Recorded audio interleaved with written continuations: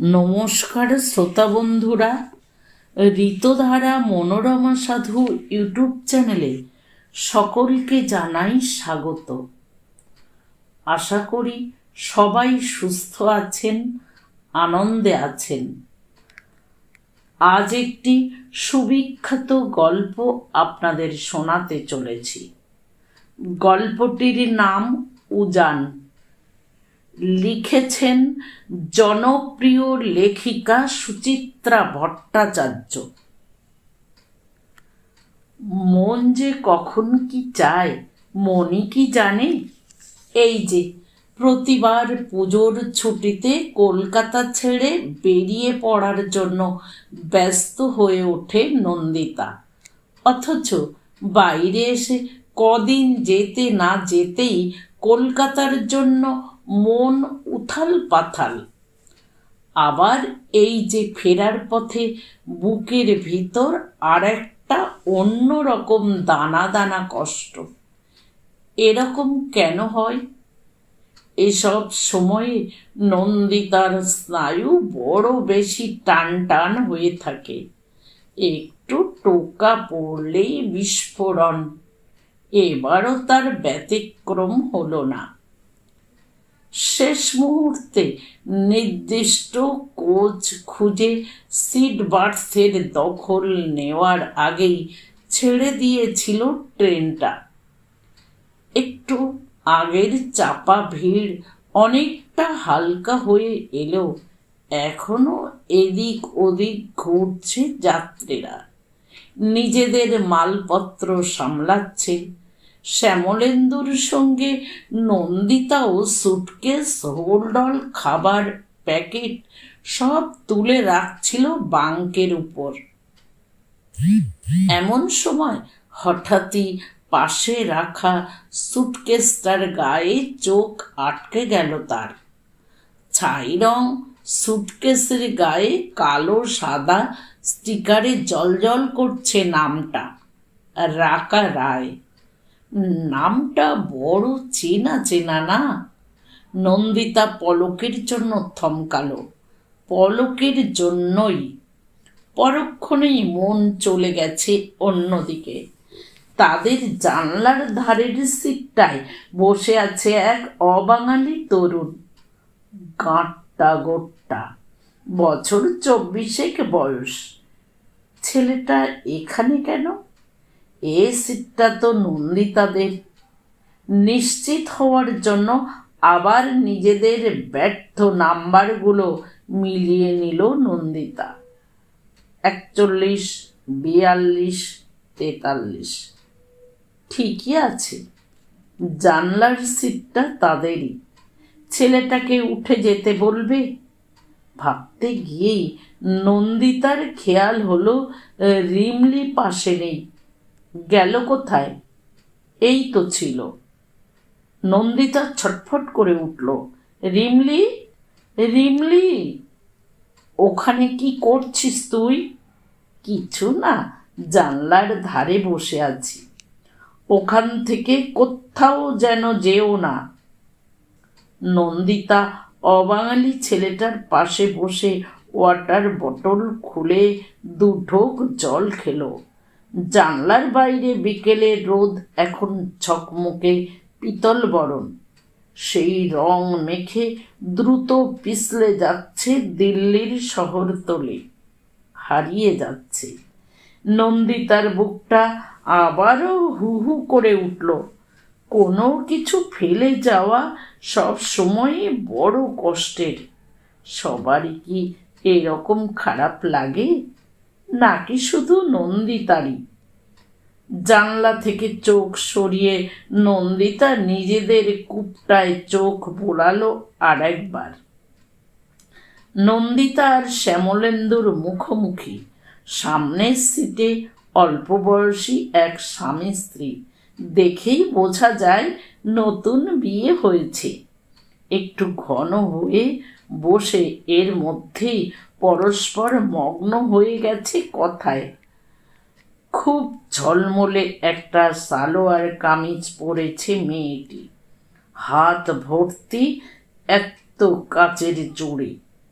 ওদের পাশে জানলার ধারের মহিলাটি নন্দিতারই সমবয়সী প্রায়, রীতিমতো সুন্দর, টকটকে ফর্সা রং, চোখ দুটো বেশ বড় বড় টানা, কানে দুল নেই, গলায় ইমিটেশন মপ চেন, সিথির সিঁদুরটা ভীষণ সূক্ষ্ম, হাতের সরু সরু শাখা বড় পলা বলে দেয় ভদ্রমহিলা বাঙালি।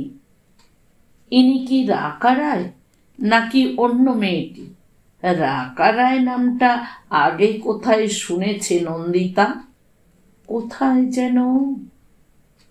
নন্দিতা ভদ্রমহিলার সঙ্গে ভাব জমানোর চেষ্টা করল।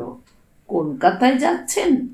মহিলা হাসল ভারী সুন্দর করে। একা? হ্যাঁ, সঙ্গে দাদার আসার কথা ছিল, আসতে পারল না। দিল্লিতেই থাকেন? উফ, কলকাতায়। দিল্লি এখন আমার বাপের বাড়ি, দাদা থাকে মাকে নিয়ে। আমার দাদাও কিছুদিন দিল্লিতে ছিল। কথাটা বলেই দুম করে আবার অন্যমনস্ক হয়ে পড়েছে নন্দিতা। দাদার সঙ্গে সম্পর্কটা হঠাৎই কেমন চিড় খেয়ে গেল। অথচ একসময় তাকে কি ভালোই বা বাসত দাদা। সেও তো একটা বয়স অবধি দাদাই তো নন্দিতার একমাত্র আইডল। কেন এমন হয়? ভাই বোনের সম্পর্ক ছিঁড়ে যায় বিচ্ছিরিভাবে, নাকি সব সম্পর্কের বেলাতেই নিয়ম এক, স্বার্থ এসে পড়লে সব সম্পর্কেরই ভিত নড়ে যায়? তা সে সম্পর্ক ভাই বোনেরই হোক কি স্বামী স্ত্রীর, কিংবা বাবা মা ছেলে মেয়ের, অথবা বন্ধুর সঙ্গে বন্ধুর। অবাঙালি যুবক এখন এমনভাবে ঝুঁকে বসেছে যে বাইরের পৃথিবীটা প্রায় চোখের আড়াল। নন্দিতার খুব খারাপ লাগলো। কিছু কিছু মানুষ এমন স্বার্থপর, কেমন অন্যের জায়গা জুড়ে নির্বিকার বসে আছে দেখো। সামনের মহিলা মুখ ফিরিয়ে দিব্যি বাতাস মাখছে মুখে। নন্দিতা কনুই দিয়ে আলগা খোঁচা দিল শ্যামলেন্দুকে। এই ছেলেটাকে উঠে যেতে বলো।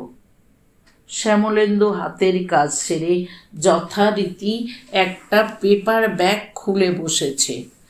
নন্দিতার কথা প্রথমটা ঠিক মতো ধরতেই পারল না। কাকে? চোখ নেই, দেখতে পাচ্ছ না? বিরক্ত হলেও নন্দিতা বেশ নিচু স্বরেই বলছিল কথাগুলো। জানলার ধারের সিটটা আমাদের। শ্যামলেন্দু পাত্তা দিল না। ও এমনিই বসেছে, বসুক না, উঠে যাবে। নন্দিতার গলা উঠল, হ্যাঁ, সবাই তোমার মতো উদার কিনা? আসতে বলো। শ্যামলেন্দু ত্রস্ত চোখে চারপাশটা দেখে নিল।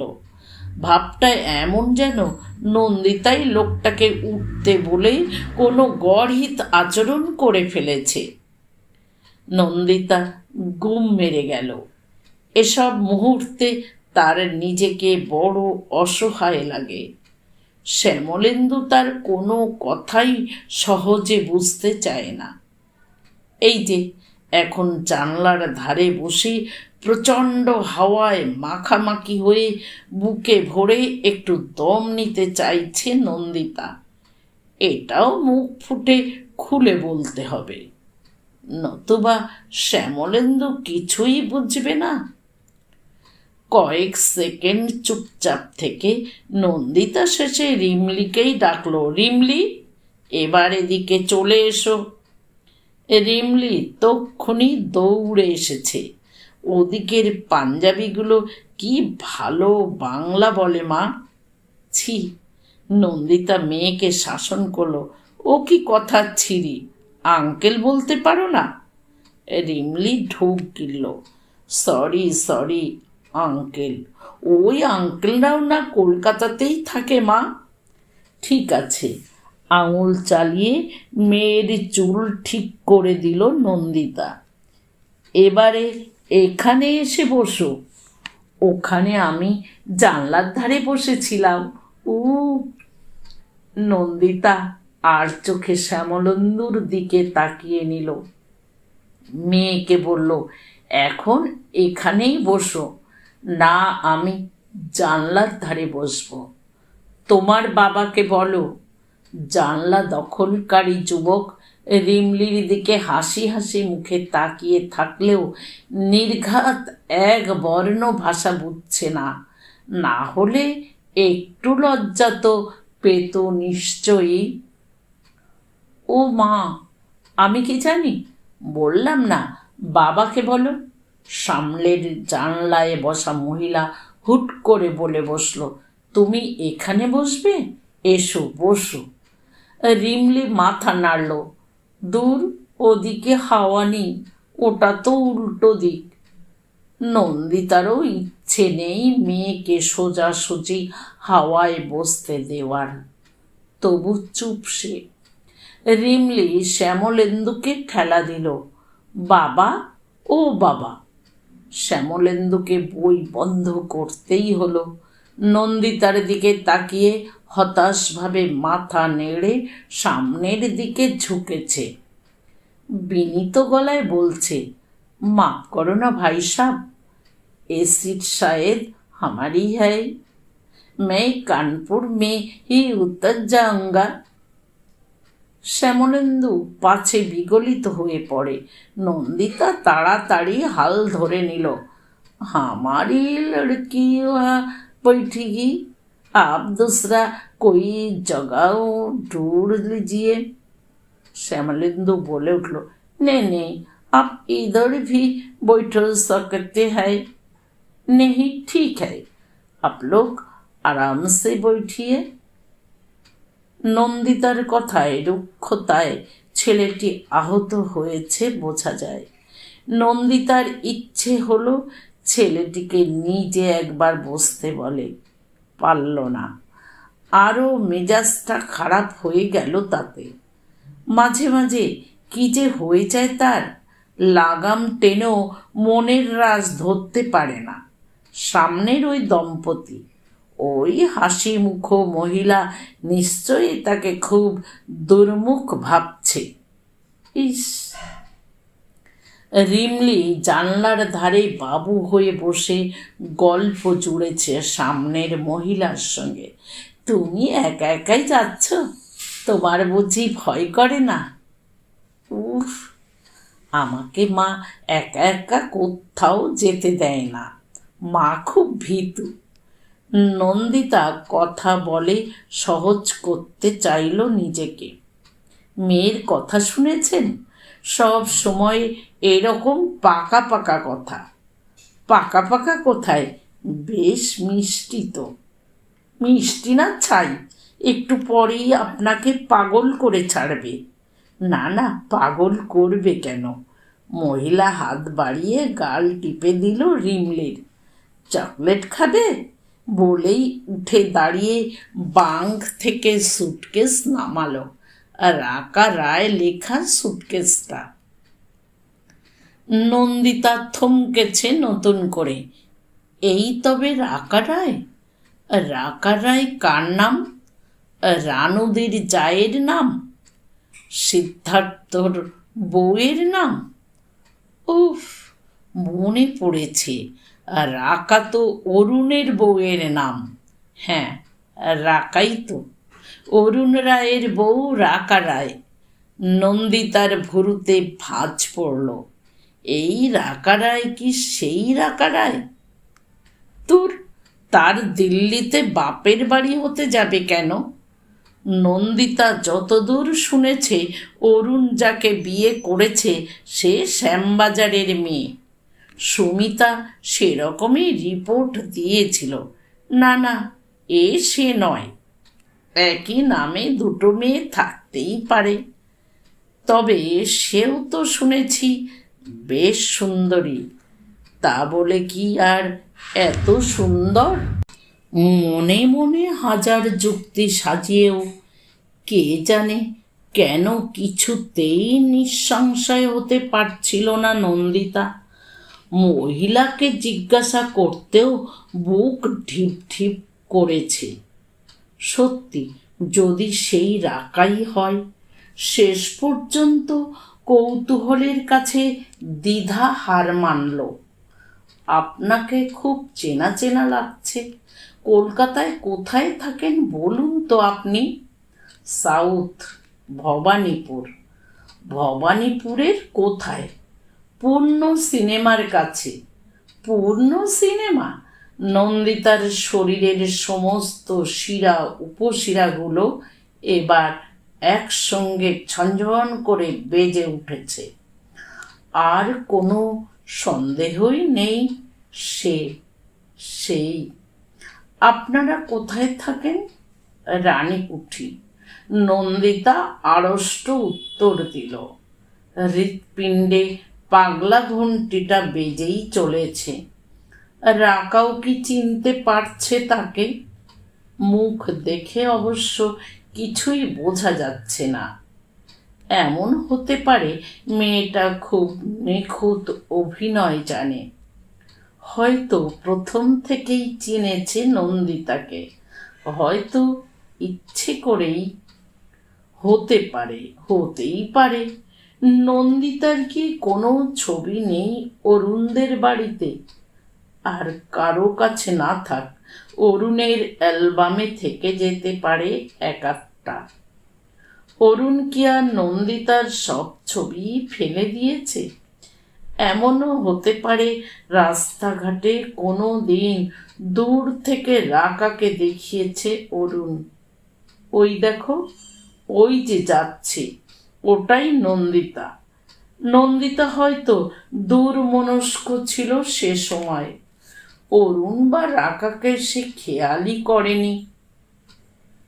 রাকার সঙ্গে কোনো রকমে দু একটা দায়সারা কথা বলে নন্দিতা বাথরুম যাওয়ার নাম করে উঠে গেল। শহরতলি ছাড়িয়ে এসে ধাবমান এসি এক্সপ্রেসের গতি এখন উদ্দাম। বিশাল প্রান্তরের মাঝখানে খোলা বাতাসের সঙ্গে এখন তার অসম লড়াই।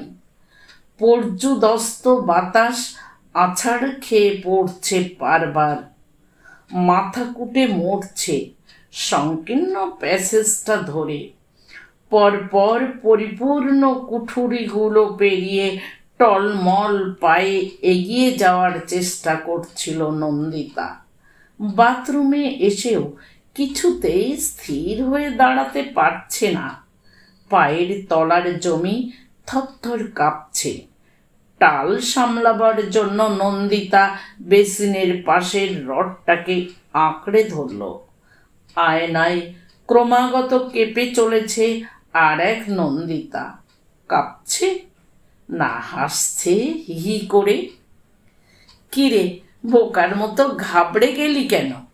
অরুণের বউ যদি আমাকে চিনে ফেলবে, তাতে তোর কি?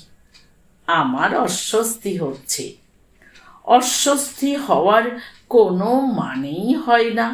ওই অসভ্য বুনো দানবটা কাকে বিয়ে করলো না করলো, সেই বউ তোকে চিনল কি চিনল না, তাতে কি এসে যায়? তুই তো কোনো দিন কোনো অন্যায় করিসনি, ভয়টা কিসের? সেটা ঠিক কথা। আমার জীবনটা অরুণ অতিষ্ঠ করে তুলেছিল। মারধর, অত্যাচার, অন্যায় রকম গার্জেনগিরি। তবে সামলে নে নিজেকে। তোর এখন নিশ্চিন্ত জীবন, স্বামী, মেয়ে। নন্দিতা মুখ চোখে জল দিয়ে বেরিয়ে এলো। গোটা কম্পার্টমেন্টের লোকজন বৈকালিক আলস্য গায়ে শুয়ে বসে আছে এখন। ঝিমোচ্ছে, গল্প করছে, তাস খেলছে। একটা কূপে অসংখ্য টিফিন বক্স সাজিয়ে খেতে বসে গেছে এক অবাঙালি পরিবার। প্যাসেজের দিকের সিটে একটি মেয়ে উদাস চোখে আকাশের দিকে তাকিয়ে। নন্দিতাদের প্যাসেজের সিটের বয়স্ক ভদ্রলোক দুজন কি যেন গভীর আলোচনায় ব্যস্ত হয়ে পড়েছেন। নন্দিতা শ্যামলেন্দুর সামনে গিয়ে দাঁড়ালো। কি গো, বই মুখে করে বসে থাকলেই হবে? সেই কখন ভাত খেয়েছ? 11টার আগে। খিদে পায়নি? শ্যামলেন্দু বই বন্ধ করলো। হ্যাঁ দাও, কিছু খেতে ফেতে দাও। খাবারের টুকরিটা বাঙ্ক থেকে নামাতে নামাতে নন্দিতা এক পলক দেখে নিল রাকাকে। রিমলির সঙ্গে বকবক করে চলেছে মেয়েটা।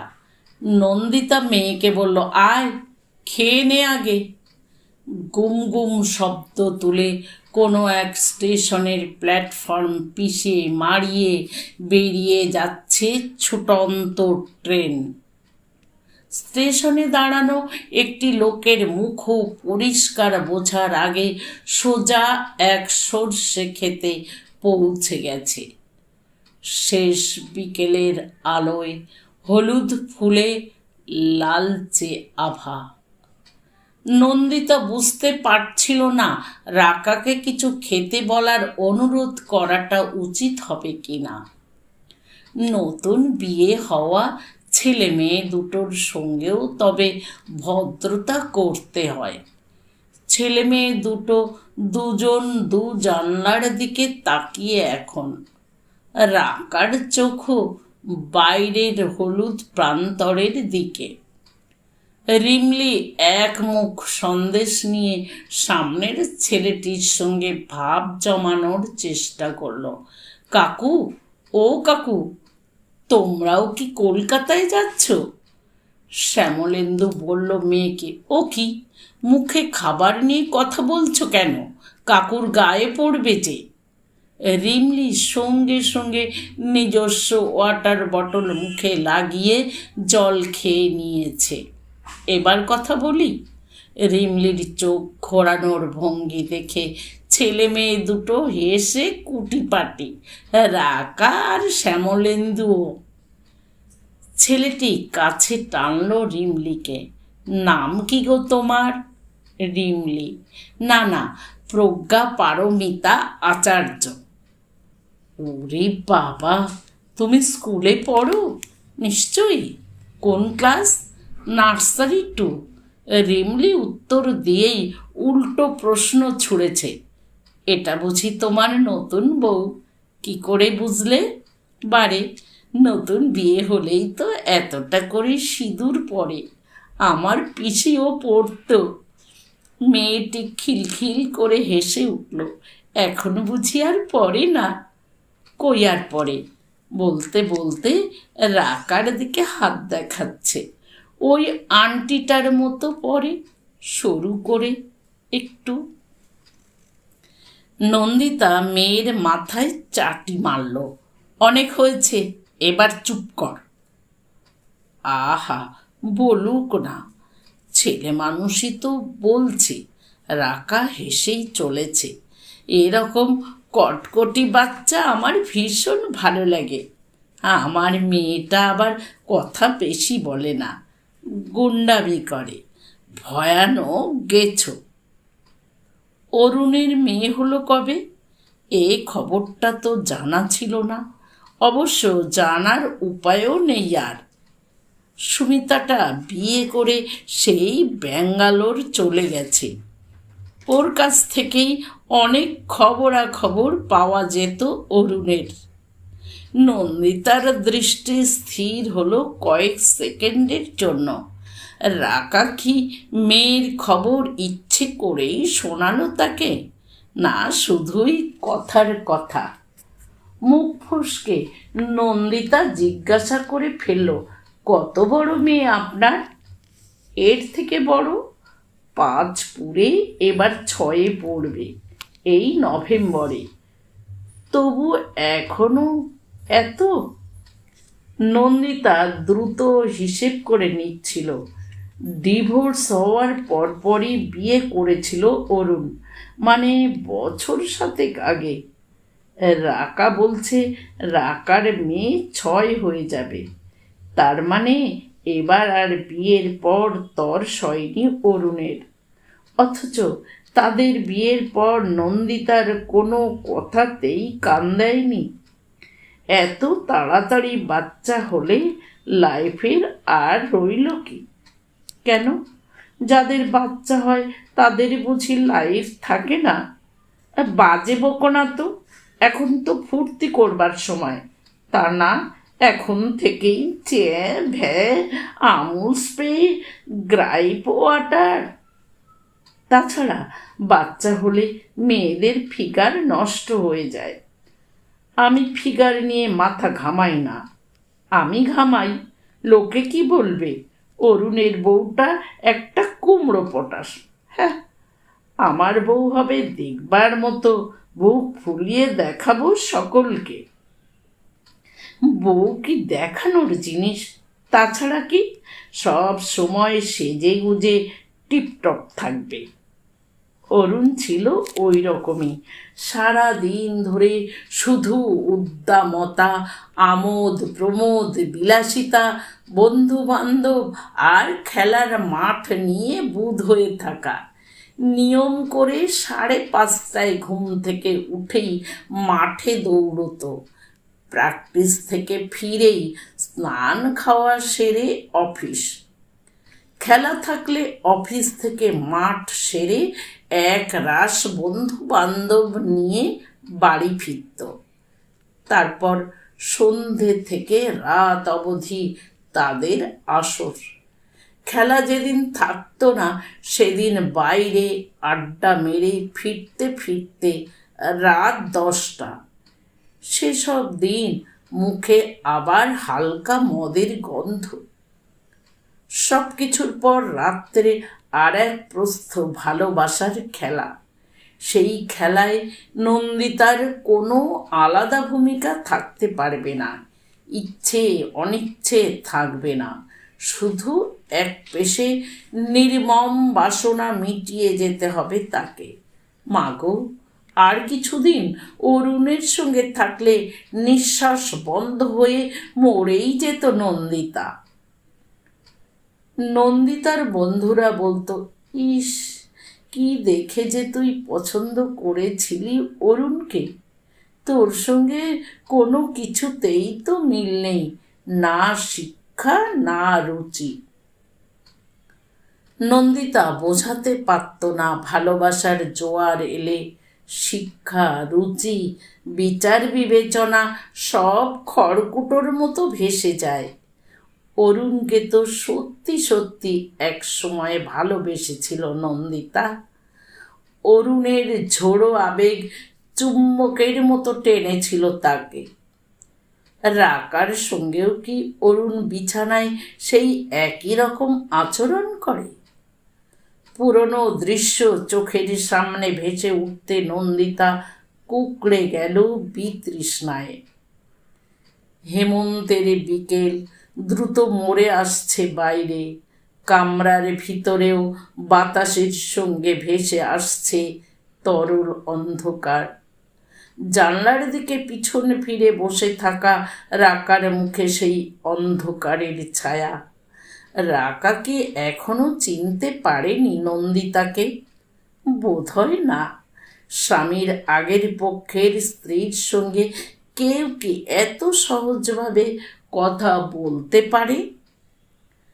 কাগজের কাপে কফি বিক্রি করতে এসেছে একটা লোক। ছেলে মেয়ে দুটো কফি খাচ্ছে। শ্যামলেন্দু আবার ডুবে গেছে বইয়ের পাতায়।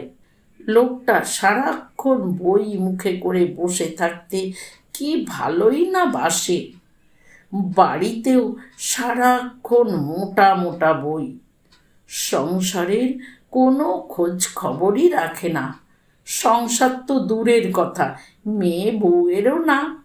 নন্দিতার এক এক সময় মনে হয় সে বা রিমলি যদি 7 দিন বাড়িতে নাও থাকে সেটাও বোধহয় টের পাবে না শ্যামলেন্দু।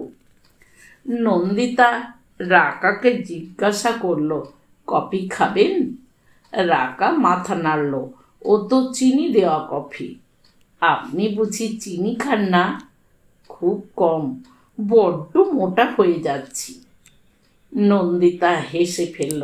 কোথায় মোটা? বলতে বলতে চোখ নাচালো। কত? ওজন কত? 56 কেজি। তাতেই আমার বর আর দেওয়াররা যা খেপায়। কথাটা ঠং করে বাজলো নন্দিতার কানে। বউ সম্পর্কে স্লিম স্লিম বাতিক এখনো তবে যায়নি অরুণের। এই বউ নিয়ে আদিক্ষেতাও নিশ্চয়ই অনেক বেশি।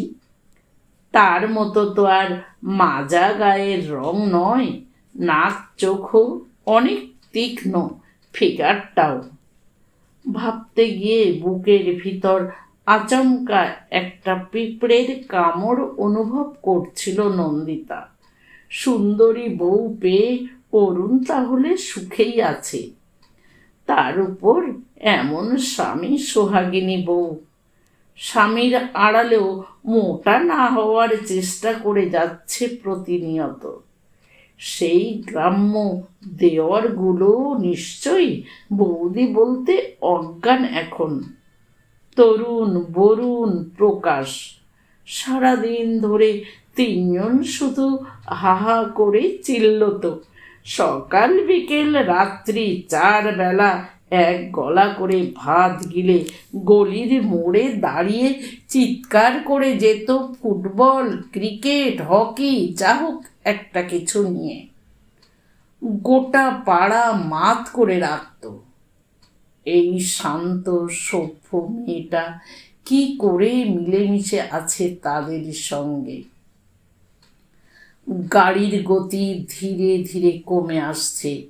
দুপাশে এখন ঘন জনপদ। শ্যামলেন্দু বাইরের দিকে উকি দিল, ঘুরিয়েও দেখল একবার। টুন্ডলা আসছে বোধ হয়। নন্দিতা একটু স্বামীর গা ঘেঁষে বসল। এখানে ভালো রাবড়ি পাওয়া যায় না? শ্যামলেন্দু আড় মোড়া ভাঙল। সে ইটাওয়াতে ভালো পাওয়া যায়। স্টেশন এলে একবার নেমে দেখো না বাবা, আর আমাকে ওপরের ব্যাগটা একটু নামিয়ে দাও। 2টো মাফলার বার করব। তেমন তো একটা ঠান্ডা নেই, তা হোক। একটুতেই তোমার আর তোমার মেয়ের যা গলা ফুলে যায়। শ্যামলেন্দু কথা বাড়ালো না। এসব ক্ষেত্রে সে কথা বাড়ায়ও না। সংসারের ব্যাপারে কিংবা শ্যামলেন্দু রিমলির, নন্দিতার সিদ্ধান্তই চূড়ান্ত। সিমলা থেকে কেনা 2টো নতুন মাফলার কিট ব্যাগ থেকে বার করলো নন্দিতা, সঙ্গে একটা পাতলা চাদর। রিমলি যে কোনো মুহূর্তে ঘুমিয়ে পড়তে পারে, তখন লাগবে। টন্ডলাতে ট্রেন থামতেই শ্যামলেন্দু ব্যস্ত সমস্ত হয়ে গেটের দিকে এগিয়ে গেল। রাকা জিজ্ঞাসা করল, আপনার স্বামী খুব কম কথা বলেন তাই না? ভীষণ। শব্দটা উচ্চারণের সময় হঠাৎই এক ধরনের অহংকার ফুটে উঠল নন্দিতার গলায়। ওর স্টুডেন্টরা বলে স্যার নিজেই একটা জ্যান্ত বই, বইয়ের মতোই নিঃশব্দ। কিন্তু উনি কলেজে পড়ান? আগে পড়াতো, আমি যে কলেজে পড়াই সেখানে। এখন ইউনিভার্সিটিতে চলে গেছে। পড়াশুনো ছাড়া পৃথিবীর কিছুই বোঝে না। নিজের কানেই নিজের কথাগুলো সুর হয়ে যাচ্ছিল নন্দিতার। সে কি রাকাকে শোনাতে চাইছে কথাগুলো? না, নিজেকেই শোনাতে চাইছে অরুণের চেয়ে অনেক বেশি গুণী, মার্জিত এক প্রকৃত শিক্ষিত মানুষের সঙ্গে ঘর করে সে এখন। শ্যামলেন্দু কোলাহল ফেলে ভিড় পেরিয়ে রাবড়ির ভার হাতে নিয়ে ফিরে আসছে, সঙ্গে কয়েকটা শাল পাতার ঠোঙা। রিমলি দেখেই লাফিয়ে উঠল, আমি খাবো, আমি খাবো, আমাকে দাও। নন্দিতার ভুরু কুঁচকে গেল। এরকম আদেকলেপনা তার একদম পছন্দ নয়। তাছাড়া রাকার সামনে। নন্দিতা গম্ভীর মুখে বলল, অসভ্যতা করো না, তোমায় ঠিক দেয়া হবে, তবে তুমি আর এরপর জানালার ধারে বসবে না। ট্রেন ছাড়লেই গলায় মাফলার জড়াবে। না, আমি জানলার ধারে বসবো না। বসবে না। রাকা রিমলিকে ভোলাতে চাইল। তুমি জানলার ধারে বসতে চাও? তাই তো, ঠিক আছে, তুমি এদিকে এসে বসো, আমি ওপাশে যাচ্ছি, তোমার মায়ের পাশে। জানলার ধারেও বসা হবে, হাওয়াও লাগবে না। খুশি? নন্দিতা বিরক্ত হলো। বেশ তো, উল্টো দিকে বসেছিল, পাশে কেন এসে বসতে চায়? আপনি কি খুব হই হুল্লোড়, বন্ধু বান্ধব ভালোবাসেন? উফ, না তো। গঙ্গার ধারে বেড়াতে গিয়ে শুধু ফুচকা, আলু কাবলি, ভেলপুরি খেয়েই চলে আসেন? না, একদমই না। হঠাৎ হঠাৎ ক্যানিং, ডায়মন্ড হারবার বেড়াতে যেতে কেমন লাগে আপনার? এটা ভালো লাগবে, যদিও যায়নি কখনো। একা একা বৃষ্টিতে ভিজতে কেমন লাগে? দারুণ। রাকাকে একের পর এক প্রশ্ন করতে করতে নিজের প্রশ্নগুলো নিজেই উপভোগ করছিল নন্দিতা। রাকা বুঝতেও পারছে না তার স্বামীর প্রতিটি পছন্দ অপছন্দ এখনো মুখস্থ আছে নন্দিতার। বিয়ের পর প্রথম প্রথম হঠাৎ কোনো লক্ষ্য ছাড়াই নন্দিতাকে নিয়ে বেরিয়ে পড়ত অরুণ। শিয়ালদা থেকে ট্রেনে উঠে ক্যানিং কিংবা ডায়মন্ড হারবার। নদীর পাড়ে দাঁড়িয়ে অরুণ নিজের মনেই বেসুরো গলায় গান ধরত। একবার বাসন্তী যাওয়ার পথে ভুটভুটিতে উঠে খুশিতে চুমুই খেয়ে ফেলতে যাচ্ছিল নন্দিতাকে। লোকজন সব হাঁ করে দেখছে। অরুণের ভ্রুক্ষেপ পর্যন্ত নেই, আমার বউকে আমি আদর করব, কার বাবার তাতে কি? ফেরার পথে সেবার ক্যানিংয়ের মাছের আড়ত থেকে এক গাদা চিংড়ি কিনে ফেলল। সেই চিংড়ি সেই রাতেই রান্না করে খেতে হলো বাড়ির সবাইকে। সব সময় লাফাচ্ছে, হই হই চিৎকার করে যাচ্ছে।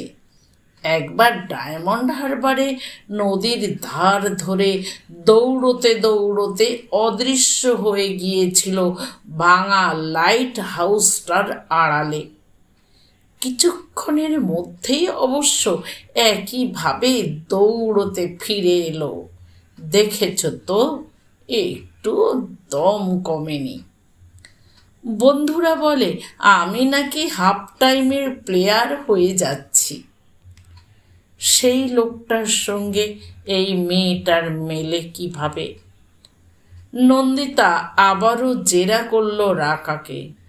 আপনি কি হিন্দি সিনেমা দেখতে ভালোবাসেন? মানে বাজারে যেসব মারপিট নাচ গানার ছবি চলে আর কি। খুব একটা বাসি না, দেখি মাঝে মাঝে। মোগলাই খানা খেতে কেমন লাগে আপনার? খারাপ লাগে না, কিন্তু আপনি আমাকে এসব প্রশ্ন কেন করছেন বলুন তো? নন্দিতা উত্তরটা এড়িয়ে গেল।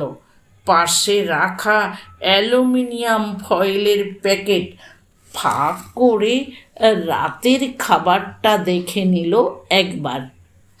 ট্রেনের খাবার তার এমনিতেই ভালো লাগে না, আজ তো আরও ইচ্ছে করছে না খেতে। শ্যামলেন্দু খাওয়া শেষ করে আপার বার্থের বিছানায় উঠে গেছি। আজই বোধহয় পেপার ব্যাগটা শেষ না করে ছাড়বে না। সন্ধে নামার মুখে মুখে রিমলি একটু ঘুমিয়ে নিয়েছিল। এখন আর 10টার আগে তার চোখে ঘুম আসবে না। পাশের কূপে 3-4টে ছেলে তাস খেলছে।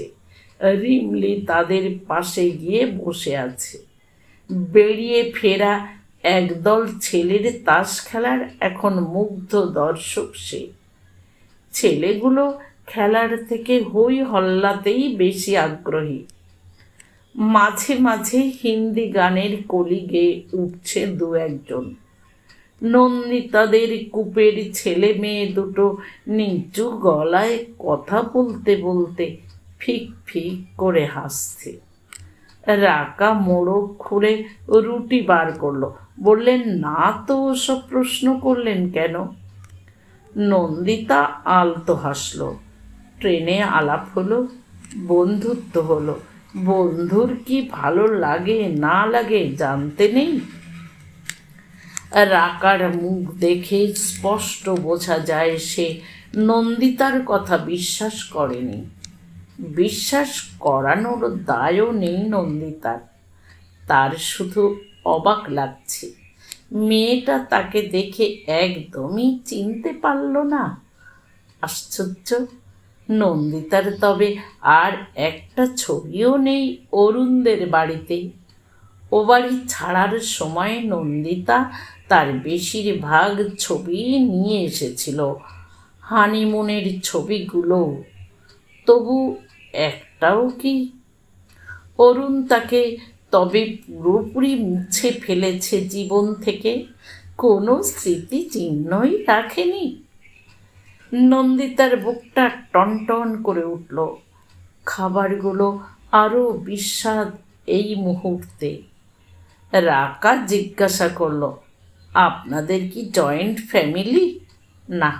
বিশাল লম্বা একটা নিঃশ্বাস গড়িয়ে এলো নন্দিতার বুক থেকে। আমার শ্বশুর বাড়ি নর্থ বেঙ্গলে, কুচবিহার। ওখানে সবাই আছেন, শ্বশুর, শাশুড়ি, ভাসুর। কলকাতায় ভাড়া থাকেন? আগে থাকতাম। রিসেন্টলি আমরা একটা ফ্ল্যাট কিনেছি। আপনারা দুজনে বেরিয়ে যান, মেয়েকে নিয়ে প্রবলেম হয় না? সে তো একটু হয়ই। একটা রাত দিনের বিশ্বাসী লোক আছে, এই যা। রাকা বলল, আমার অবশ্য সেদিক দিয়ে খুব সুবিধে। বাড়িতে শাশুড়ি আছেন, দেওর, যা। আমি অফিস গেলেও মেয়ে কখনো একা হয় না। আপনি চাকরি করেন? নন্দিতা বিস্ময়ে হতবাক। করি, ব্যাংকে, আমার কর্তার ব্রাঞ্চে। একটা ভয়ানক হিংস্র রাগ গুমড়ে উঠছিল নন্দিতার বুকের গভীরে। সে কলেজে চাকরির অ্যাপ্লিকেশন করছে শুনেই মুখ হাঁড়ি হয়ে গিয়েছিল অরুণের মার। অরুণ রাগে ফেটে পড়েছিল, আমার বউ চাকরি করতে যাবে? কভি নেহি। নন্দিতা যুক্তি দেখিয়েছিল, ভেবে দেখো, দুজনে চাকরি করলে কত সুবিধে হবে। এত বড় একটা সংসার, তোমার একার উপর বেশি চাপ পড়ে যায়। তোমার পয়সায় আমি সংসার চালাবো? চললে ক্ষতি কি? কত ভালোভাবে থাকা যাবে বলো তো? যেখানে খুশি বেড়াতে যেতে পারবো, পছন্দসই জিনিস কিনবো। কি পছন্দ মতন জিনিস তুমি পাও না শুনি? এই তো সেদিন ১,৫০০ টাকা দামের একটা শাড়ি কিনে দিলাম। আসলে চাকরিটা ছুতো, তুমি এখন উঠতে চাইছো। মূর্খের মতো কথা বলো না তো। মূর্খ জেনেই তো বিয়ে করেছিলে আমাকে। এই মূর্খের প্রেমেই হাবুডুবু খেয়ে তেজ দেখিয়ে বেরিয়ে এসেছো বাড়ি থেকে। আমি ওভাবে কিছু বলতে চাইনি, তুমি মিছি মিছি জট পাকাচ্ছ। সব কথা মুখে বলে বোঝাতে হয় না, হাব ভাবে বোঝা যায়। তোমার মনটা এত নিচু। রাগে, দুঃখে, অপমানে ৩ দিন অরুণের সঙ্গে কথা বলেনি নন্দিতা। অরুণ নরম হয়নি এতটুকু। সেই লোক নিজের অফিসের মেয়েকে বিয়ে করে দিব্যি সুখে ঘর করেছে। কবে থেকে ভালোবাসা চলছিল রাকার সঙ্গে? নন্দিতার সঙ্গে ছাড়াছাড়ি হওয়ার আগে থেকেই কি? সেই কারণেই কি নন্দিতার সঙ্গে? নিজের অজ্ঞাতে গলায় ঝাঁঝ ফুটল নন্দিতার। বিয়ের অনেক আগে থেকেই আপনাদের তবে আলাপ বলুন? উফ, রাকা হাসছে ঠোঁট টিপে। আমি আগে একটা অন্য ব্রাঞ্চে ছিলাম। এই ব্রাঞ্চে বদলি হয়ে আসার পরও সেরকম প্রেম টেম কোনো দিনই হয়নি। কলিগরাই প্ল্যান করে। ও, তার মানে অরুণের দুর্ভাগ্যে কাতর সহকর্মীরাই ব্যাপারটা ঘটিয়েছে। কিন্তু সুমিতা কেন নন্দিতাকে বলেনি রাকা চাকরি করে? নন্দিতার কাটা গায়ে নুনের ছিটে দেবে না বলে? হয়তো তাই। নন্দিতার বুকে ঢেউ ভাঙছিল ক্রমাগত। রাকার বেলায় চাকরি করা নিয়ে আপত্তি নেই অরুণের। অরুণের মাও দিব্যি মেনে নিয়েছেন ব্যাপারটা। খুশি মনে রাকার মেয়েকে সামলান দিনভর। এ চেতনাটা যদি ওদের আগে আসতো। নন্দিতাকে এখন কলেজে গিয়ে প্রতি মুহূর্তে ভাবতে হয় রিমলি কি করছে, কি খাচ্ছে, স্কুল থেকে ঠিক মতো ফিরেছে তো? একটা যদি দেওর ননদও থাকতো নন্দিতার, না হয় তারা তরুণ বরুণদের মতোই হতো। নন্দিতার সংসারটা বড় বেশি ফাঁকা ফাঁকা। রাকা জানলার কাছ নামিয়ে দিয়েছিল। নন্দিতা সেটা তুলে প্রায় ভর্তি অ্যালুমিনিয়াম ফয়েলটা ছুঁড়ে দিল বাইরে। পলকে এক ঝলক দমকা বাতাস যেতে গিয়ে রিমলির উপর চড়া হলো। কিরে, তুই ঘুমোবি না? দেখো না, এই কাকুটা আমাকে কিছুতেই যেতে দিচ্ছে না। ছেলেগুলো হেসে উঠল। একজন বলল, এই মিষ্টি মেয়েটা হাত ছোঁয়ালেই যা দারুণ দারুণ তাস উঠছে না বৌদি। আর একজন বলল, বসুন না বৌদি। তাস খেলা নন্দিতার দু চক্ষের বিষ। ছেলেগুলোর আহ্লাদেপনা মোটেই পছন্দ হলো না তার। 9টা বেজে গেছে। রিমলি, এবার ঘুমোবে, চলো। রিমলিকে বাথরুম টাথরুম করিয়ে নিয়ে এসে নন্দিতা দেখল শ্যামলেন্দু নিচে নেমে সিগারেট ধরিয়েছে। কী সব কথা বলছে রাকার সঙ্গে। নন্দিতার শরীরটা ছ্যাঁত করে উঠল। কি আলোচনা হচ্ছে দুজনের? রাকা নন্দিতাকে দেখে বলল, আমার এক জামাই বাবু ক্যালকাটা ইউনিভার্সিটিতে আছেন, ওকে জিজ্ঞেস করছিলাম চেনেন কি না। নন্দিতা শ্যামলেন্দুর দিকে তাকালো। তুমি নেমে এলে যে, বই শেষ? শ্যামলেন্দুর ঠোঁট উল্টালো। আলোটা বড় কম, চোখে লাগছে। নন্দিতাদের শোয়ার তোড়জোড় দেখে নতুন বর বউ দুজনে ঈষৎ সন্ত্রস্ত। রাকাও যদি শুয়ে পড়তে চায় তাদের উঠে যেতে হবে নিজেদের বাড়তে। দুজনেরই মনে হয় বেশ অনিচ্ছা তাতে। শ্যামলেন্দুর সঙ্গে বিয়ের পর প্রথমবার বেরিয়ে ফেরার সময় দারুণ ভিড় ট্রেনে উঠতে হয়েছিল আগ্রা থেকে। ট্রেনে উঠেই উসখুস করছিল শ্যামলেন্দু। নন্দিতার মনে হয়েছিল একটু বোধহয় পাশে আসতে চাইছে মানুষটা। ও মা, প্রথম সুযোগেই একটা বাঙ্ক খালি পেয়ে শটান শুয়ে পড়ল তাতে।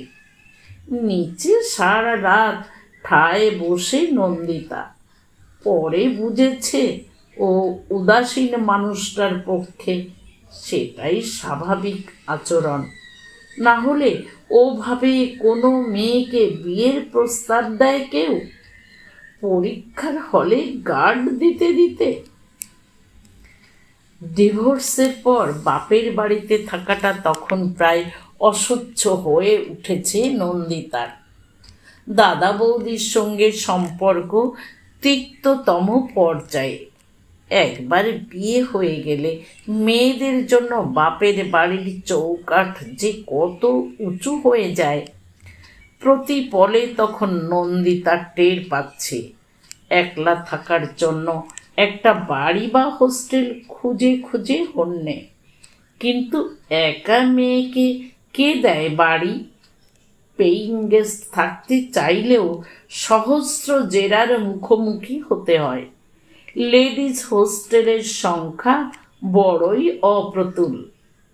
এমন একটা সময়ে চিন্তায় চিন্তায় পাগল নন্দিতা পরীক্ষার হলে শ্যামলেন্দুর গলা শুনেছিল।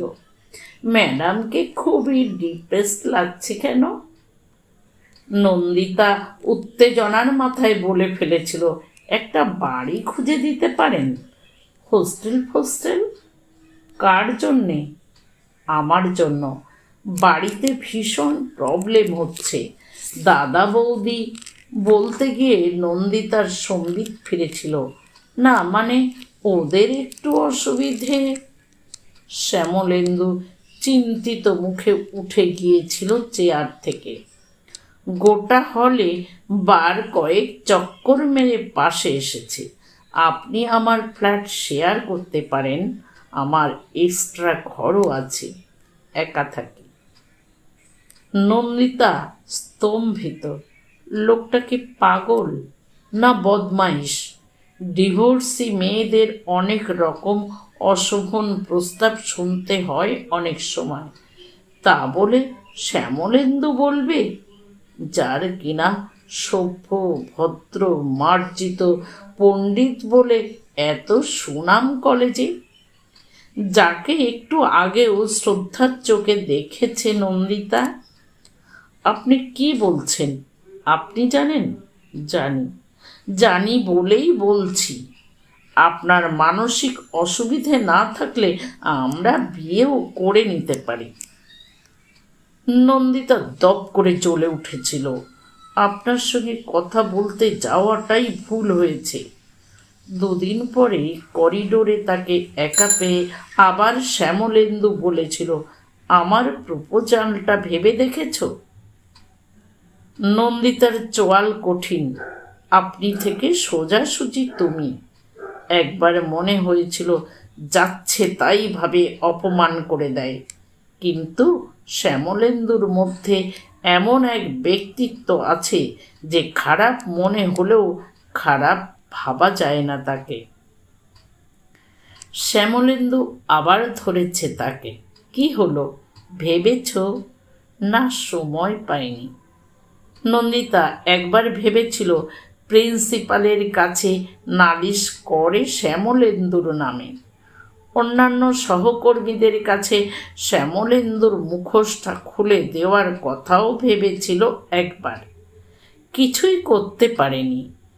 নিজের সঙ্গে একা হলেই ওই শান্ত সৌম্য মিতভাষী শ্যামলেন্দু ভেসে উঠেছে মনের পর্দায়। কেন যেন মনে হয়েছে ওই মানুষটাকে বিশ্বাস করা যায়।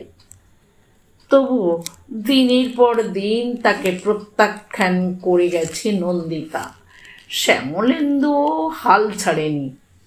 শেষে মরিয়া হয়ে নন্দিতা একদিন বলে ফেলেছে, ভালো না বেশে শুধু ঘর শেয়ার করার জন্য একজন আরেকজনকে বিয়ে করতে পারে? শ্যামলেন্দু বিকারহীন। আমি কি একবারও বলেছি আমি তোমাকে ভালোবাসি না? তবু মুখ ফুটে বলেনি আমি তোমাকে ভালোবাসি। আমি তোমাকে চাই। তোমাকে ছাড়া চাঁদ, তারা, ফুল, পৃথিবী সব বৃথা। নন্দিতা প্রশ্ন ছুঁড়েছিল, আমার পাস্ট লাইফ সম্পর্কে কিছু জানেন আপনি? না জানার কি আছে, এই কলেজের প্রতিটি ইট কাঠ জানে। তোমার একটা ফুটবলার স্বামী ছিল, সে তোমাকে কিক মেরে গোল পোস্টের বাইরে বের করে দিয়েছে। তার সঙ্গে আমার কি সম্পর্ক? কেন ঝগড়া হয়েছিল জানেন? অনুমান করতে পারি, নিশ্চয়ই বনেনি। আপনার সঙ্গেই যে বনবে তার নিশ্চয়তা কি? ট্রাই করতে দোষ কি? You can start afresh. নন্দিতার মুখ থেকে দুম করে বেরিয়ে গেছে, আমার কিছু শর্ত আছে। জানি তুমি তোমার মতো থাকবে, আমি আমার মতো। কেউ কারুর ব্যক্তিগত স্বাধীনতায় মাথা গলাবো না, তাই তো? নন্দিতা কেঁদে ফেলেছিল। হৃৎপিণ্ড লাফাতে শুরু করেছিল বেয়াড়াভাবে। শ্যামলেন্দু কথা রেখেছে, অক্ষরে অক্ষরে। তবে কেন যেন নন্দিতার মনে হয় শ্যামলেন্দু যদি একটু জোর করেই ঢুকে পড়ত তার ব্যক্তিগত ইচ্ছা অনিচ্ছায়, বেশি ভালো লাগতো তার। শ্যামলেন্দু টয়লেট থেকে রাত্রে পরার পাজামা পাঞ্জাবি পরে চলে এসেছে। সাদা পোশাকে রোগা লম্বাটে চেহারাটা আরও গুরুগম্ভীর। চোখে হাই পাওয়ারের চশমা, চওড়া কপালে ঝকঝকে তামাটে মুখ।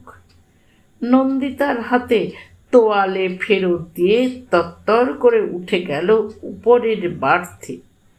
আর কিন্তু আমাকে ডাকবে না, একেবারে ভোরে উঠব। 11টা, 11:30টায় কানপুর আসবে। তখন যদি চা খাওয়ার ইচ্ছে হয় কাজ তুলবে, চাওয়ালাকে ডাকবে, আমাকে নয়। নন্দিতা জিজ্ঞাসা করল, এয়ার পিলো নিয়েছ? এয়ার পিলোতে আমার ঘুম হয় না, চাদর মুড়িয়ে বালিশ করে নিচ্ছি। রিমলি নন্দিতার কোলের কাছে ঘুমিয়ে কাদা। জোর করে একবার শোয়াতে পারলে ঘুম আসতে দেরি হয় না মেয়ের। নন্দিতা রাকাকে বলল, এই হচ্ছে মেয়ে, এই হচ্ছে বাবা, পুরো কুম্ভকর্ণ ফ্যামিলি। রাকা হাসল, যাই বলুন, আপনার হাজব্যান্ড কিন্তু দারুণ হ্যান্ডসাম। কথাটা শুনতে ভালো লাগলেও নন্দিতা যেন খুশি হতে পারল না। অরুণ অনেক বেশি ম্যানলি ছিল। কৃষ্ণপক্ষে গাছপালা, ক্ষেত, নদী সব কিছুর উপর এক ছায়ার আস্তরণ দেখতে পায় নন্দিতা।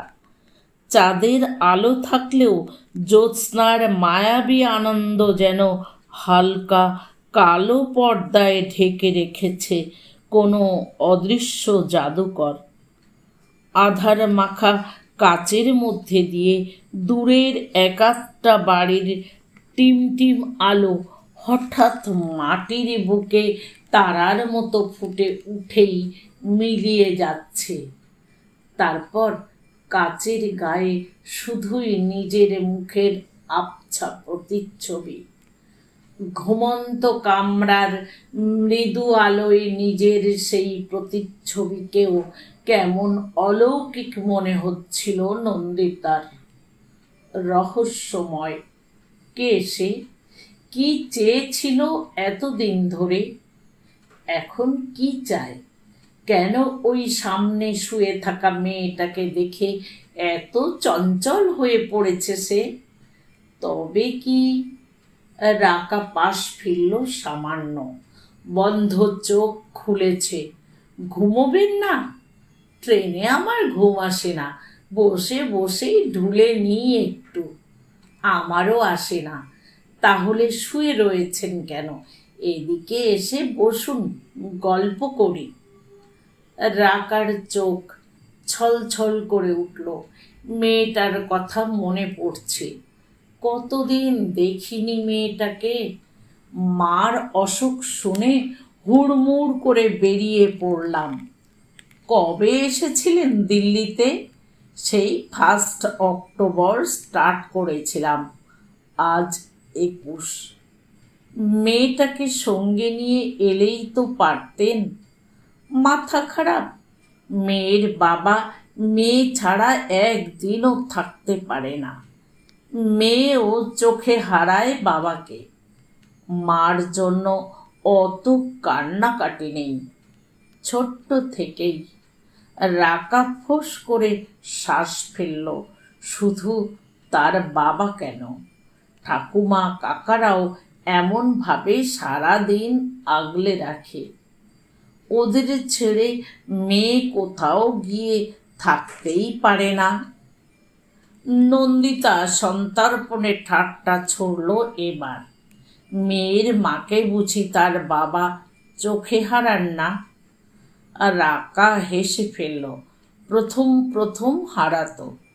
মেয়ে হয়ে গেলে মায়েদের কি আর সে দর থাকে? রাকার স্বর বলছে, রাকারও কোথাও একটা গোপন কষ্ট আছে। কি সেটা? নন্দিতা খুব সাবধানে প্রশ্ন ভাজল। আপনার বর কেমন? আমার বরের মতো গোমড়া মুখ, না হাসি খুশি? মন ভালো থাকলে হাসি খুশি, মন বিগড়লে গোমড়া। আপনার সঙ্গে যখন প্রথম পরিচয় হয় তখন কেমন ছিলেন? সব ছেলেই যেমন থাকে, খুব লাইভলি। রাকার গলা কি একটু কেঁপে গেল? উত্তর দিতে একটু বেশি সময় নিল। নন্দিতা ঠিক বুঝতে পারল না। সে জানতে চেষ্টা করছিল কত তাড়াতাড়ি তাকে ভুলেছে অরুণ। একেবারেই কি ভুলে গেছে? একসময় অরুণ যে তাকে সাংঘাতিক ভালোবাসত তাতে তো কোনো সন্দেহই নেই। একটু পাশবিক, একটু উগ্র, এইটা। সে অরুণ দিব্যি অন্য একটা মেয়ের প্রেমে হাবুডুবু খেয়েছে। এ কথা কি করে বিশ্বাস করে নন্দিতা? রাকা নির্ঘাত চেপে যাচ্ছে। হয়তো অরুণের বিষণ্ণ মুখটাই তাকে আকৃষ্ট করেছিল বেশি। হয়তো অরুণের অতীত যন্ত্রণাই পথ করে দিয়েছিল মসৃণ প্রেমের। হয়তো কেন, নিশ্চয়ই তাই। নিজের মনে অরুণের নতুন করে প্রেমে পড়ার যুক্তিগুলোকে সাজাতে পেরে এক ধরনের তৃপ্তি পাচ্ছিল নন্দিতা। শ্যামলেন্দু বলতো, নন্দিতা যদি তাদের বিয়েটাকে ম্যারেজ অব লাভ না বলতে পারে, ম্যারেজ অব কনভিনিয়েন্স বলতে আপত্তি কী? নন্দিতা আর শ্যামলেন্দুর বিয়ের সংজ্ঞা যদি তাই হয়, রাকা অরুণের বিয়েটাকে কি বলা যায়? ম্যারেজ আউট অফ সিম্প্যাথি, না ম্যারেজ অফ ফিজিক্যাল নিড? গুম গুম শব্দে ট্রেনটা একটা ব্রিজ পার হচ্ছে। নিশুত রাতে নদী পেরোনোর এই শব্দটা বড় বেশি প্রকট হয়। রাকা উঠে এসেছে নন্দিতার পাশে। গায়ে একটা পাতলা চাদর জড়িয়ে নিয়েছে। নন্দিতারও শীত শীত করছিল। কোনো অদেখা ফাঁক ফোকর দিয়ে যে ছুরির ফলার মতো তীক্ষ্ণ বাতাস হানা দেয় রাতে ট্রেনে, কে জানে। রিমলিটাও ঠান্ডায় কুঁকড়ে গেছে। নন্দিতা মেয়ের গায়ে কম্বল ঢেকে দিল ভালো করে। অনেকক্ষণ পর কথা বলল।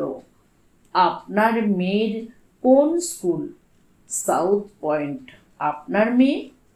আপাতত পাড়ার একটা নার্সারিতে। দেখি এরপর ওয়ানে কোথায় ভর্তি করা যায়। আজকাল ভালো স্কুলে ভর্তি করার যা ঝামেলা। ঝামেলা বলে ঝামেলা, আমার মেয়েকে যে কি করে! অবশ্য সব হ্যাপা আমার কর্তাই সামলেছে। সেই রাত থেকে লাইন দিয়ে ফর্ম আনা, অফিস কামাই করে মেয়েকে পড়ানো, কাকে সব ধরে টরে অনেক কাঠ খড় পুড়িয়ে। মেয়েকে ভালো স্কুলে দেওয়ার জন্য তো ওর ঘুম চলে গেছিল। নন্দিতার বুক ফাঁকা হয়ে গেল। রিমলির লেখাপড়া নিয়ে শ্যামলেন্দুর বিন্দু মাত্র মাথা ব্যথা নেই। কিছু বলতে গেলে হেসে উড়িয়ে দেয় নন্দিতাকে। কোচবিহারের অনামী স্কুল থেকে পাশ করে আমি যদি ইউনিভার্সিটির মাস্টারিতে পৌঁছতে পারি, আমার মেয়েও যে কোনো স্কুলে পড়ে যেখানে পৌঁছবার ঠিক পৌঁছবে। তুমি নিজেই বা কি এমন কনভেন্ট বা পাবলিক স্কুলে পড়েছিলে? নন্দিতা তর্ক করেও বোঝাতে পারে না সময় এখন অন্য রকম। ইঁদুর দৌড়ে নাম লেখাতে গেলে একটা দামি খাঁচার ভিতর ঢুকতে হয় আজকাল। বোধহয় কোনো সিগনালে ট্রেনের গতি সামান্য কমেছিল, আবার সশব্দে দৌড়তে শুরু করেছে এক্সপ্রেস। নানা ভঙ্গিতে বেজে উঠছে ধাতব ঝঙ্কার। নন্দিতার মনেও সেই ঝঙ্কারের প্রতিধ্বনি নাকি আর্তনাদ। গলার কাছে একটা চোরা কষ্ট ডেলা বাঁধতে চাইছে বারবার। শ্যামলেন্দুই বা কম নিষ্ঠুর কিসে? অরুণ তার ইচ্ছা অনিচ্ছা জাহির করত গলার জোরে। একবার সিনেমা যেতে রাজি হয়নি বলেই নন্দিতার হাত মুচড়ে দিয়েছিল। আর শ্যামলেন্দুর ইচ্ছা অনিচ্ছা এতই সূক্ষ্ম যে নিকটতম সম্পর্কের মানুষজনও তার হদিশ পায় না। যখন পায় তখন অজান্তেই ওই নিস্পৃহ মানুষটার ইচ্ছা অনিচ্ছার শিকার হয়ে যায়। এতদিন সেটা ভালোভাবে বোঝার সুযোগ পায়নি নন্দিতা। আজ যেন হঠাৎই এই রাতের গাড়িতে বসে উত্তেজনাহীন নিরীহ স্বভাব শ্যামলেন্দুর নারীর ঠিকানা পেয়ে যাচ্ছে সে। এই তো এবারই তো সমুদ্রে যেতে চেয়েছিল নন্দিতা। একটি বারও আপত্তি না জানিয়ে মেয়েকে শুধু পাহাড়ের গল্প শোনাতে শুরু করলো শ্যামলেন্দু। সমুদ্রে যাওয়ার কথা উঠতেই মেয়েরও বায়না শুরু, সে বরফের পাহাড় দেখবেই। এখন নন্দিতা বুঝতে পারছে রিমলি নয়, শ্যামলেন্দুই পাহাড়ে যেতে চেয়েছিল। এমন অনেক নিষ্ঠুরতা থাকে যার বিরুদ্ধে চিৎকার করা যায় না, দেওয়ালে মাথা ঠোকা যায় না। কেবল একটা শীতল বন্ধ জানলার ধারে বসে অন্ধকারের দিকে তাকিয়ে বুক চেরা কষ্ট নিয়ে জেগে থাকতে হয় সারা রাত।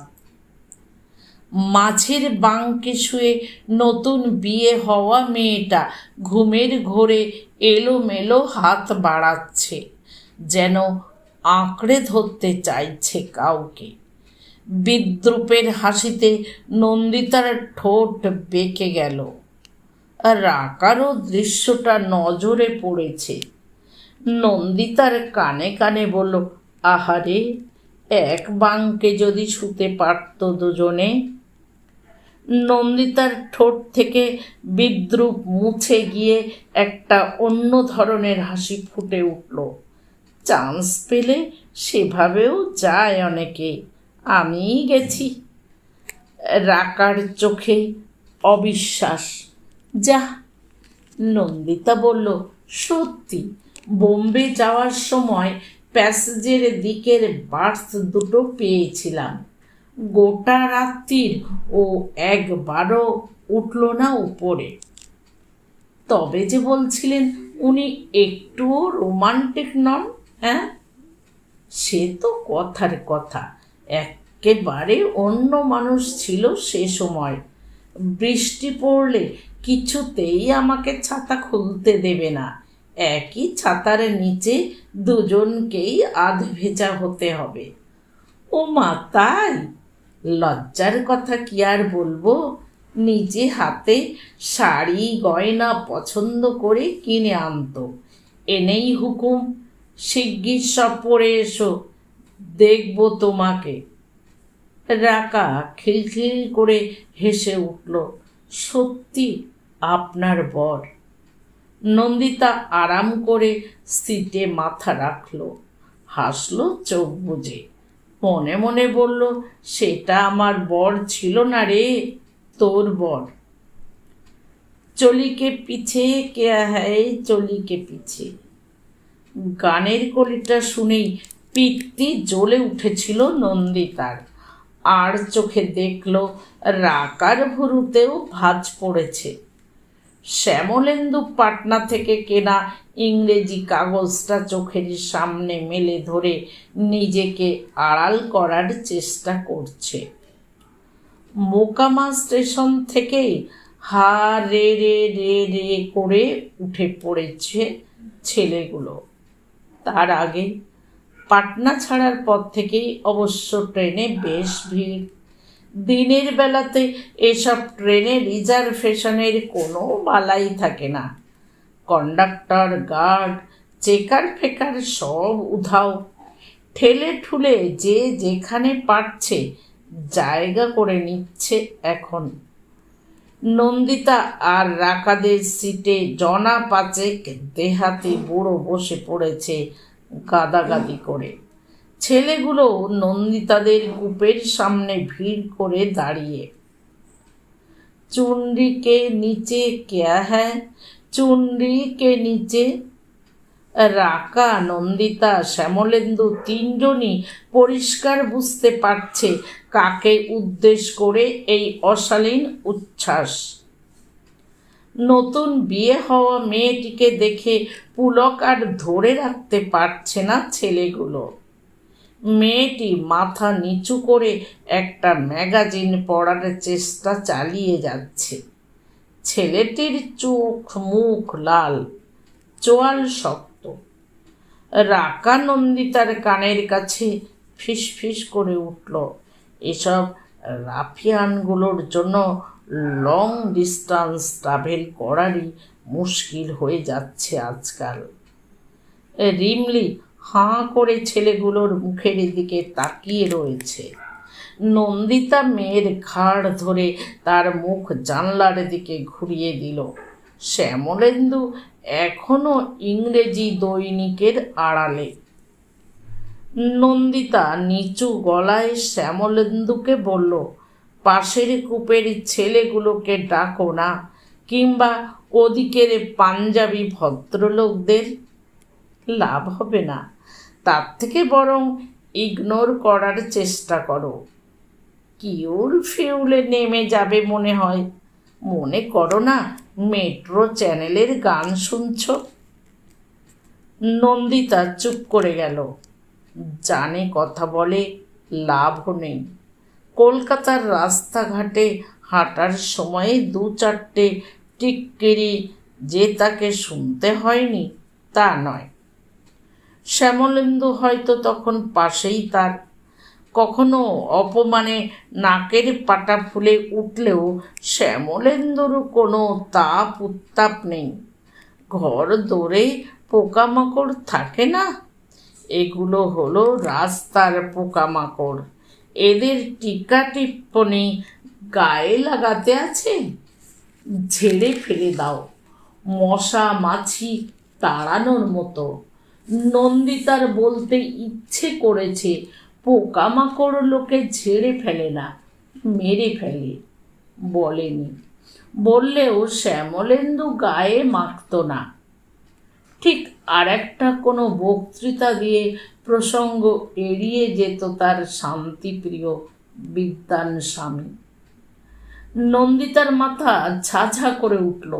অত্যন্ত অভব্য ভঙ্গিতে ছেলেগুলোর মধ্যে একজন মাঝের সরু প্যাসেজটায় ঢুকে দাঁড়িয়েছে। কারণ ছাড়াই ঝুঁকে পড়ে জানলা দিয়ে বাইরের দৃশ্যাবলী দেখার চেষ্টা করছে।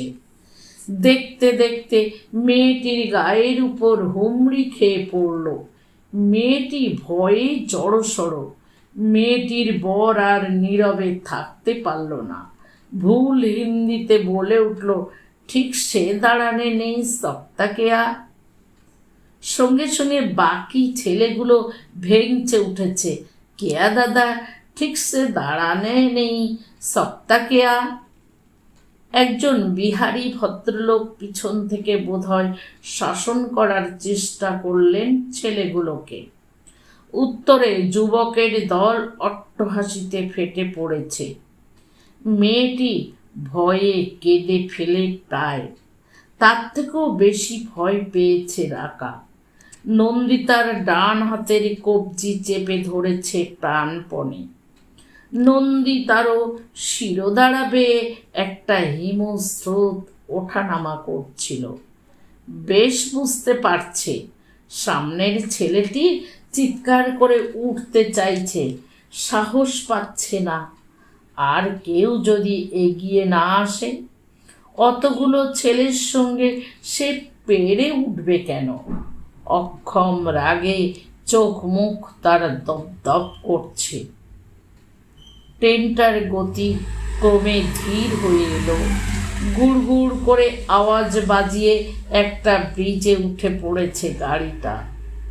উদ্ধত ছেলেগুলো চেঁচিয়ে উঠল সঙ্গীর উদ্দেশ্যে, আরে ও শ্যামা, চোর দে দুলহানিয়া কো। শ্যামলেন্দু নন্দিতার হাঁটুতে হাত রাখল। কিউল এসে গেছে, এবার সব নেমে যাবে। সত্যি তাই? ট্রেন পুরোপুরি থামার আগেই ধাক্কাধাক্কি করে নেমে যাচ্ছে ছেলেগুলো। প্ল্যাটফর্মে নেমে জানলার ধারে এসে হাসির ফোয়ারা তুলল। ভাবটা এমন, কেমন মজা করলাম, ভয় দেখালাম তোদের। ট্রেন ছাড়ার পর শ্যামলেন্দু নতুন করে খবরের কাগজে মন ডুবিয়েছে, যেন এতক্ষণ যা ঘটল তা কোনো স্বাভাবিক দৈনন্দিন ঘটনা ছাড়া আর কিছু নয়।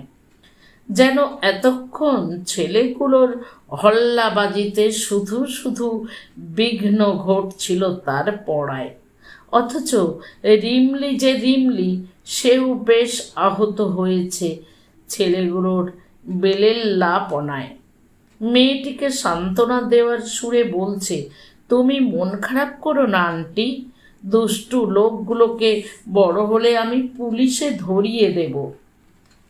ছেলে মেয়ে দুটো হাসার চেষ্টা করছে। শ্যামলেন্দুর মুখেও মৃদু হাসি। নন্দিতার মাথা গরম হয়ে গেল। হঠাৎই ঝাঁঝিয়ে উঠেছে শ্যামলেন্দুকে। হাসবে না একদম, তখন ভয়ে চুপ করে থাকলে। শ্যামলেন্দুর মুখ থেকে হাসি মুছল না। কি করতে পারতাম বলো, ওরা ওই রকমই। পারবে না যখন, তখন হাসবেও না। ছেলেটি নিজেকে ঠান্ডা করার জন্যই বোধহয় উঠে গেল সামনে থেকে। মেয়েটি চোখ বুজে হেলান দিয়েছে সিটে। রাকা অসম্ভব রকম চুপচাপ। নন্দিতা রাকার মুখের দিকে তাকাতে পারছিল না।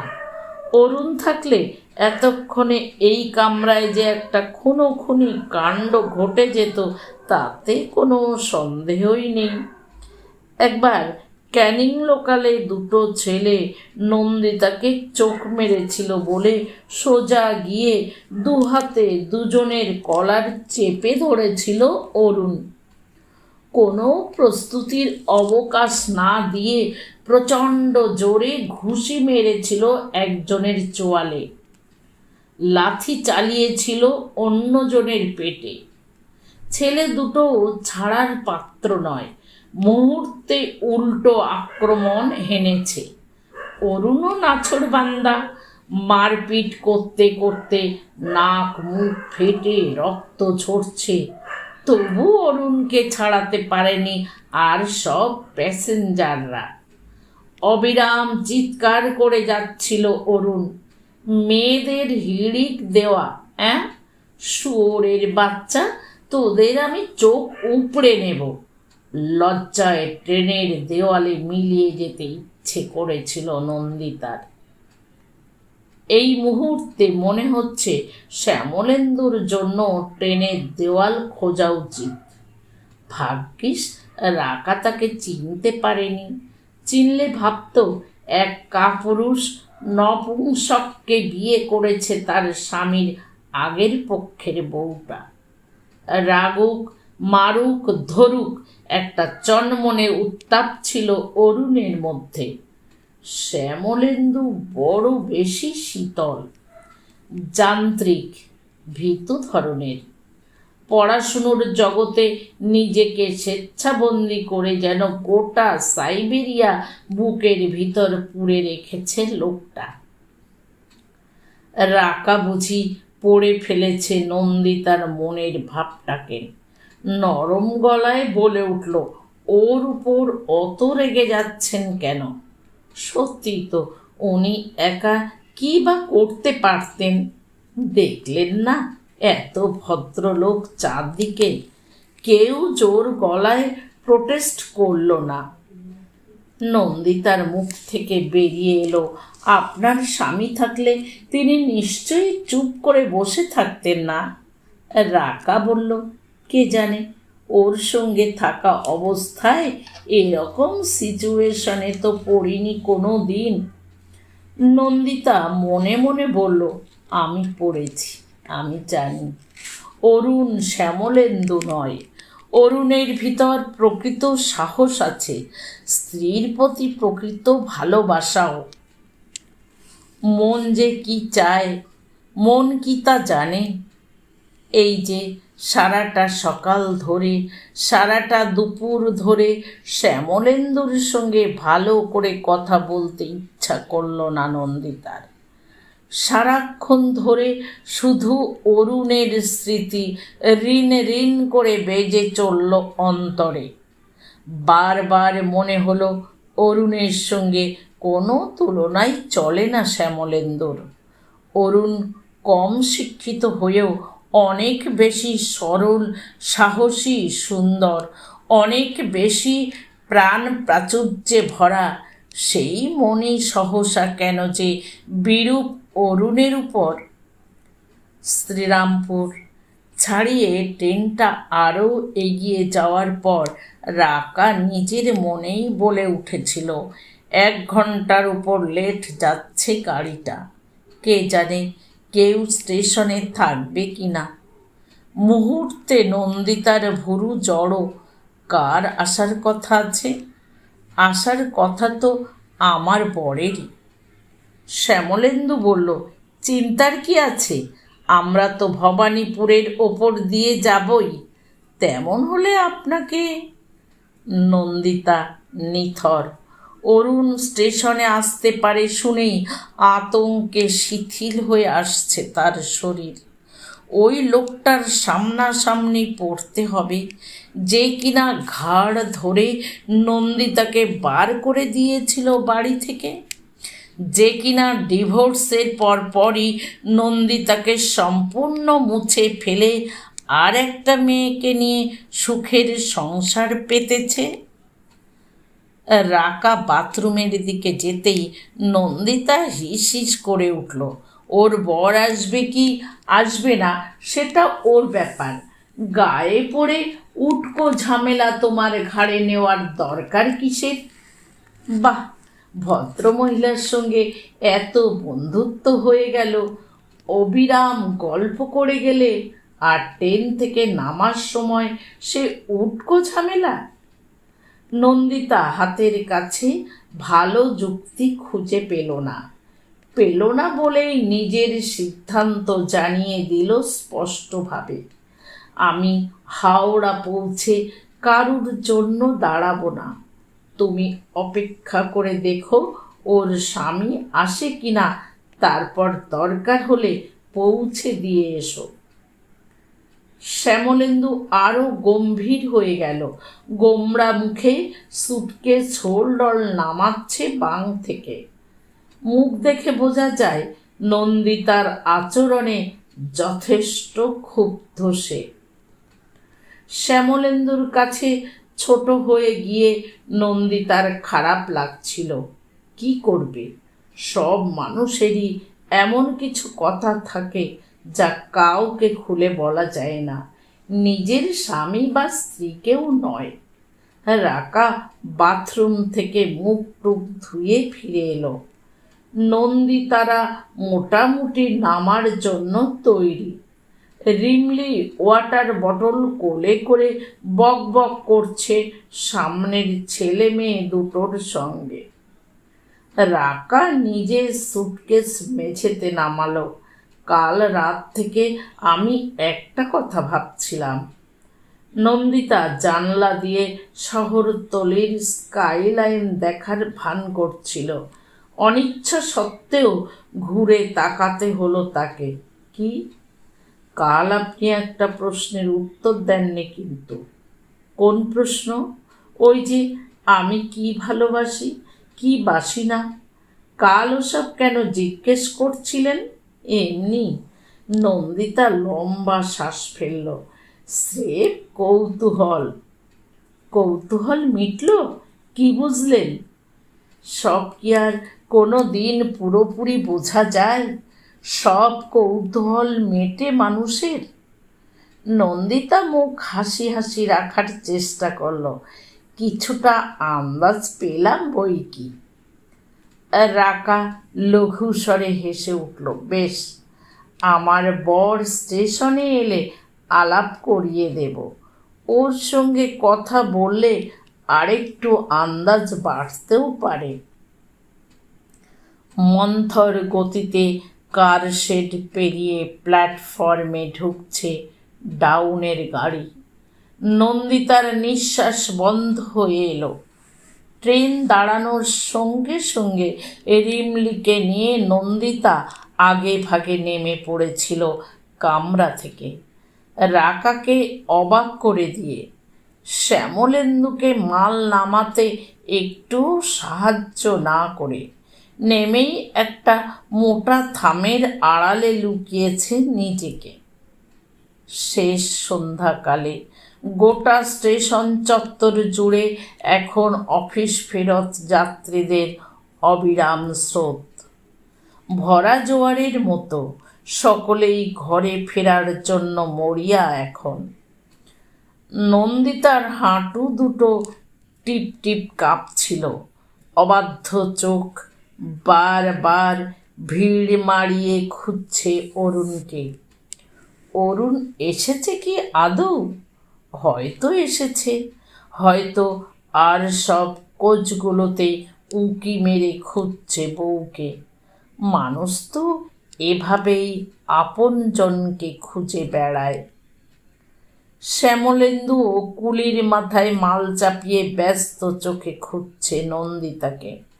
নন্দিতা এক দৌড়ে গিয়ে স্বামীর হাত আঁকড়ে ধরল। তাড়াতাড়ি চলো বলল বটে, তবুও কেন যে বেয়ারা পা দুটো থেমে পড়তে চাইছে নন্দিতার। ফিরে ফিরে চোখ পিছন দিকেই যায়। এক চিলতে দেখা যদি হতোই অরুণের সঙ্গে কি হতো ভাবতে গিয়ে ভাবনা হোঁচট খেয়েছে আচমকা। আশ্চর্য, এ কি বোকামি করল সে। অরুণ যে রাকারই স্বামী তা তো নাও হতে পারে। নন্দিতা একবারও রাকাকে তার স্বামীর নাম জিজ্ঞাসা করেনি। সম্পূর্ণ ঠিকানাটা পূর্ণ সিনেমার কাছাকাছি দুজন রাকারায় থাকতেই পারে। নন্দিতার পা দুটো পুরোপুরি নিশ্চল হয়ে গেল। ফিরে গিয়ে দেখবে। থাক, যদি সত্যি সত্যি অরুণী হয়, যদি হয়। ভিড়ের চাপে স্থির হয়ে দাঁড়ানো যাচ্ছে না। একটা বড় সড়ো ধাক্কায় কিছুটা পিছিয়ে গিয়েছিল নন্দিতা। আবারও এক ধাক্কায় বুকটা ধক করে উঠেছে। শ্যামলেন্দু বা রিমলি কেউ আর নেই চোখের নাগালে। দুজনেই ভিড়ে হারিয়ে গেছে।